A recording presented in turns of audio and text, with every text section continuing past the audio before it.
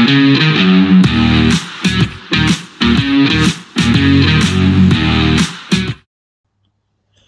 welcome back to the SuperCoach Nicho channel. In this video we're going to do our round 7 review for NRL SuperCoach in the 2024 season.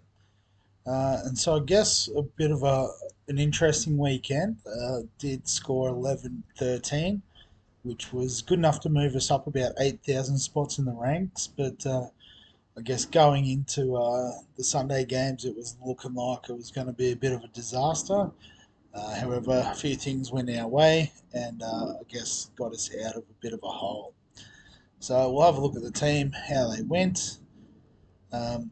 So as always, starting from the top with Harry Grant getting a 56. So he has been a little bit down on what we would hope to get out of Harry Grant so far this year, but I guess he's one that you don't want to miss out on when he does go off. So we'll keep with him in the team.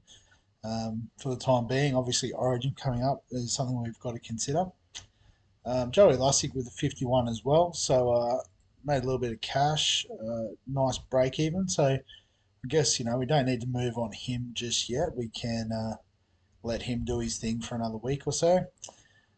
Ruben Cotter with a 55, so solid. That's what we're hoping from him most weeks. Terrell May with another down week at 37, so I know a few people ready to get off the pick, a bit of Robbo roulette they're calling it there with the forward pack at the Roosters, but I guess against the Storm, it is always going to be a bit of a tougher game. They do have the Dragons this week, which might prove to be a bit easier. Sam Hughes with the 68. So obviously it helped that Bartolo was injured early and then also crashing over for a try. But he is capable of that. So him and Liam Henry, only on a 27 for Henry, losing a little bit of cash. But again, his value is going to really stand out through the Origin period when, they're going to be giving Yo a bit more of a rest, and I guess, a couple of the other players in the squad, Liam Martin, for example, might find his way in the New South Wales team. So, there could be some more minutes there for Henry during that time. And Hughes, as we'll talk about with the Dogs, if you can hold this week, then they've got a really good bye schedule through Origin as well. So, I guess in the best interest to try and hold your Dogs players this week, but we'll talk about that as we go through the rest of the team, given I've got quite a few of them. But on to the second row, and Kai Pearce-Paul, the standout there with an 84. So I think got a try assist, which boosted his scoring. So he's pretty much been a base stat beast so far, but just adding in a little bit of attack. I guess the big issue surrounding the Knights and their attack now is that Kalen Ponga is going to be missing for most of the rest of the season. Angus Crichton with the 52, so we brought him in just for his cash gen. He's made us, I think, 60k this week. Yep, 60k, so, pretty happy with that. Break even of 30 is fine. So we can hang on to him for a few more weeks. Smithies with a 45, a little bit below average, but again, probably one we're going to keep for the short term. We'll sort of get to that. Kick out with a 47. So I didn't see the game yesterday, but I did catch a lot of it on the radio getting back from a weekend in Bow Desert. So I'm not sure, I've got the Facebook tab open, don't need that distracting me. Nicho with a 41, so it hasn't exactly lit it up since we brought him into the team. And I guess particularly with the Sharks going so well yesterday, you would have hoped there was some attacking stats there for him, but it didn't work out. And Jamin Salmon with a 59, so obviously been super handy. Oh, sorry, Josh Curran. I can't read. With a 59. So I was about to talk about Salmon on the edge. I guess, Curran was another beneficiary of the early injury, playing big minutes in the middle, and we know that he can, get through that workload. So, yes, again, we're going to hang on to those guys. No need to panic and trade off of any of them just at the moment. The halfbacks, obviously the star of the show this week, Nicho Hynes, 142, which we captained. And as I said, got us out of a lot of trouble earlier in the round. Definitely some underwhelming scores to start with, but it was fantastic to see the score again. I didn't see the game as such, but seeing him rack up the points was a nice way to finish the weekend. Tomorrow Martin with the 29. So we knew he wasn't going to score high the whole time, but I guess, we're hoping for a little bit more than a 30. Galvin with a 35. That was probably more expected given he was playing the Panthers. Um, so, that's fine. We'll hang on to them. No need to trade out of those guys just yet. Jacob Carraz with 101. That was a really great result to get him. Because as you can see, the rest of the centre wing, we had RTS with a 47, which was a bit below par. Ethan Strange with a 30. Obviously it didn't work out for the Raiders, and now with Jamal Fogarty out in the medium term, we might have to start moving on from our Raiders assets. Iro with a 53, solid, made us 100 and bit K, 107 in the first week, so thank you very much. Obviously, the big sting was Bostock on our bench Friday night, so missed out on 131. So could have had another 100 points if we played him over Strange, but this happens in Supercoach. Schiller with a 35. He's done his job. He's made us it's close to 250k. Yeah, 234. So I think he's still got an okay break even this week, 43. It's not impossible, but I definitely, we're not expecting another massive jump in cash. Would be nice, but I guess playing the Sharks this week, it is at home, which is handy, but again, missing Fogarty, be interesting to see how the Raiders go. Talangi got another game, only scoring 12 points, so only making us 4k, and I guess sort of damaging the break even, which is not ideal. Some underwhelming scores from our fullbacks. Teddy with a 41 and Pappenhausen with a 52. So I guess, part of the general malaise at the start of the weekend, which, I thought I might have to give up Supercoach and YouTube there for a bit, but Nicho has absolutely pulled it out for me. I guess before we sort of start talking trades, we will do all the reviews of the game week action. So if it'll ever load, it's a bit slow. But I did manage to jag 3 out of 3 in our Supercoach Nuff leagues. So including a good win over Milkmang. So I'm pretty sure it's top of our overall leaderboard too. So Luke's been crushing it this season. So the fact I squeaked past him, I think, is a pretty good effort for myself. But as you can see, I guess Captain Hines helped out over Trebojevic, who didn't sort of let anyone down with an 86. Could have been a lot more from what I've heard. Again, I didn't see the game, but it was always a risk against the Titans. But fortunately, Nicho got us over the line. Obviously, having Kalen Ponga as well limited a lot of teams.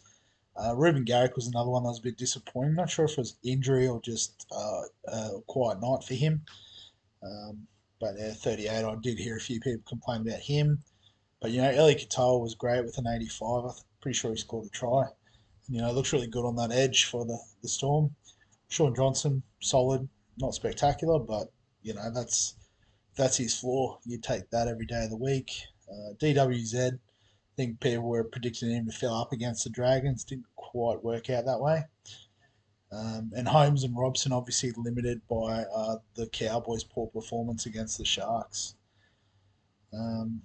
So I guess we had those guys matching, and maybe left Sam Hughes on the bench, but I'd imagine most of us did. So can't be too critical of those selections this week. Just unfortunate how it worked out. Haven't actually really looked too closely at the head-to-head leagues, but I can see a 1250 for Trini All Stars, so we'll have to have a look into that. So Joey Manu with a 68, that's actually not too bad. Playing back in the centres. Papa Lee 63 is nice. So Willison and Strange probably the only sub 50s there. So it just looks like good all round selections. Tommy Turbo as captain. Kiraz and Mulatalo, I guess, both going off in terms of centre wing. Selwyn Cobbo with the 82 would be a big pod too. So nice work, Glenda. Crushing it. Don't think there was anything else in the 1200, so we'll have a look at the next one. So obliviously obvious or obviously oblivious, even with a 1033. So Zach Lomax with an 82. So I was interested to see if the move to the centres would affect his scoring. Seemingly not. So it could be a season long keeper. Although if he keeps going the way he is, he could be an outside chance for the Origin team. You'd think so. One to keep an eye on. But had Dylan Brown with a 60, solid. Had Fogarty, so that probably didn't help. And Ponga, that's rough having those two in the team. But Captain Hines, so that's obviously a win. Um, yeah, so obviously you can see the likes of Carraz, Pierce, Paul just sort of, you know, getting a few points on some of these, particularly the injury affected scores. So comfortable win there in the end. So you can see up the wires with the 1201. We'll have a look at Max's team. Don't think I've featured this team on the channel this year, so we'll have a bit of a look. So Manu, Grant, Johnson played Jack Bostock, nice. Brooksy with a 41. Yeah, so the Titans, not leaking points to everyone anymore. But yeah, Captain Turbo had Ponga and Hines, so I guess, had Ponga and still got a 1200. That's a pretty good week, I would have thought. Fantastic. Uh, nice. So again, top score there, 1200. The third matchup. So Big Gaza, pretty comfortable win here in the end. So had Jack Bostock as well, but auto emergency on Talangi. So I don't know what happened there. Captain Ponga, that probably hurt the most out of all of it. I'm not lucky. So I guess, even if you get out of Ponga and what was the VC, Sean Johnson, that would have been an extra 50 points, pushing in the right direction. But had Taylor May, who was a late out. So I guess, yeah, I don't know if it's 1 week or not. We'll obviously wait for team lists to see that. But yeah, it's still very much on the radar for our selection. But just having a quick look through the rest of the league. I think 1158 would be top this week with Shake and Bake. So Captain Hines, that was, I guess, the key to success for a lot of us this week. A lot of familiar faces. For Noah Blake with a 73, very solid from the big guy. Yeah, I think we've touched on all these players so far. So yeah, pretty solid effort. Obviously, Bostock on the bench would have been nice to include, but weren't alone there. So yeah, that's the head-to-head leagues. I should have done the overall league, but I'll go back to that. Just quickly touch on the draft league before I forget, as I tend to do. So Jordan's team, your mum's hole 69, snuck in by 14 points. So, not a bad week. We had a captain Isaiah Yo with 180. It's pretty nice. Kiraz was good with his 101, but I guess, lots of sub 60 scores. Marshall King with the 79. So just, yeah, too much mediocre. uh, Sort of trying to use the right language there so I don't get kicked off YouTube. But as you can see, likes of DWZ with the 60, Kelly with the 73, Ezra Mann with the 95, Connor Tracy with the 71. Um, Drinkwater wasn't the ideal captain choice, but Hazleton with the 69, Wilton with the 50. So it's just, all those little extra and above scores on top of my, I guess, lower scores was what did the business. But pretty tight across the league, as you can see. Probably, I guess, the most exciting game is Lance Train and Pole in My Hearts getting 900 each. Obviously, Jaden will be filthy that he could have won any other matchup this week except for the one he was in. But captain on CNK was a great result for Daniel with what's that 77 for CNK. Wade Egan with the 66. So definitely one I've had my eye on as a pod in the hooker position. Dave Fafita with an 86 is nice to have. Reece Walsh 110, absolutely carving. Pat Carrigan solid in the second row. So really solid team there for Daniel. While for Jaden, Joey Manu is the VC with the 68. Taruva with a 74. Ricky with an 80. So some nice sort of differentials there. Tom Dearden as captain was a pretty good call too in a well beaten team. So yeah, just probably unlucky that come up against a team that's got Reece Walsh for feeder and CNK as captain. That's a pretty solid lineup, if I do say so myself. As I said, I'll quickly go back and look at the overall league. No, I won't. I'll go to game day first. So the overall, so I think we covered a lot of the or a few of the big hitters anyway, but we'll see if I missed anything or try to see. It's been really slow. Yeah, excuse me there. Any fear of working?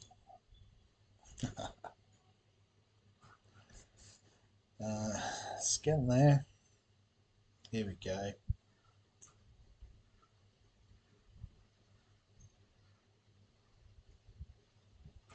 No, it's got my team, but we don't care about my team. We care about everyone else's team.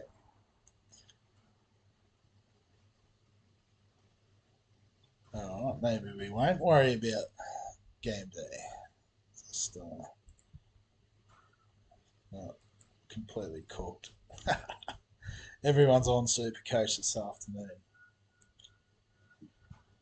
I was going to talk trades, but might not have the time if we have to wait for the app to load. There we go. We're back. So I guess obviously probably the two things to look at first of all is obviously if you're got Jamal Fogarty in your halfback, it's not as likely, but obviously you could look at Nicho Hines. He's in a bit of form. Cleary should be back this week too, so if you trade Cleary out and brought Fogarty in, it could just work out perfectly to bring him back. Obviously, Sean Johnson as well is the other valid option there in the halfback spot. Um, and I guess for Kalen Ponga owners, what do we do at fullback? Looks like a lot of people getting on Reece Walsh. Tom Travojevic is an option. Also, Dylan Edwards. Um, obviously, I don't have the figures here in front of me for Teddy and Paps because they're already in my team. But obviously, we'll talk about those a bit more in the tops, chops, traps, and slaps video this week. I guess initial reaction is more so about my team. And I'll be honest, I'm not really too sure if I'm going to make a lot of moves this week. Obviously, there is a few Bulldogs players out with the bye. Got 4 blue dots, I believe. But, we should have the cattle to be able to cover. So, if we just take Kickow and Curran off the bench, again, it's been really slow. So this could take a while. But, we could definitely get Lussick and Cleary in place for them. Sam Hughes is already on the pine, so that's not an issue. Um, and then Kiraz, we can cover with Bostock this week, potentially. Um, so the question is, what do we do with the money? I guess initial thoughts were looking at the likes of upgrading Lussick to Marshall King from the Dolphins. But with Lussick's low break even, we could probably sit on that a week and just let it play out. I haven't looked at Marshall King's break even too close because this is going real slow, so there's not too much point dwelling on it. And then it's just a question of who do we want in our centre wing. Obviously, we've got a bit of cash there on the pine with Bostock and Schiller. But I guess if we look ahead to the first Origin round, we are pretty well covered as is, so we don't necessarily need to make too many moves towards that either. We could potentially, try and hold this team a little bit. Oh, play around 13, maybe might show us. That's, but I guess what you should see once it lights up is if we look down here, we'll just cheat. I've got 20 currently available, but that does include Grant, Cotter, Cleary. So obviously you take those three out, you'd expect they'll be playing Origin. There you go, you can see now. So Grant's not playing anyway. So we got Hughes, Cotter. I was looking at Hughes for some reason, but Cotter, Cleary, and Tedesco is the third one playing Origin. I knew I had three sort of listed to play. So that gets us to 17. Talangi might not be there by that point. Don't really know what's going on there at the Eels. Um, Schiller might find his way back out of the team now. Hopewadi's back. Um, other than that, we've probably got still a solid 15. So realistically, if we just had to replace, say, these two guys come Origin time, we could do so. We could even cover Eero if Talakai shifted back there. So, yeah, we don't really need to think too much ahead, but at the same time, I guess if we start chopping and changing these players out for ones that aren't playing in round 13, that would obviously impact our numbers for that round. It is only best 17, but if we can get 17 on the park, well, that would obviously be an advantage. Um, yeah, so like I said, not too much in terms of trades this week. We will do the round preview on Thursday, or we'll record it Wednesday night, but it'll be published on Thursday. Um, and I guess given the early start for Thursday, I might actually just do it on Wednesday night as a video, so it's out there for people um, to sort of go through those final selections and decisions going into the round. But we'll wrap it up there since it's not playing ball. So if you've got any questions, comments, thoughts, as always, feel free to add them below this video. Give us a like if you enjoy the SuperCoach content. Subscribe for all the fantasy sports on this channel. And other than that, we'll catch you in the next one.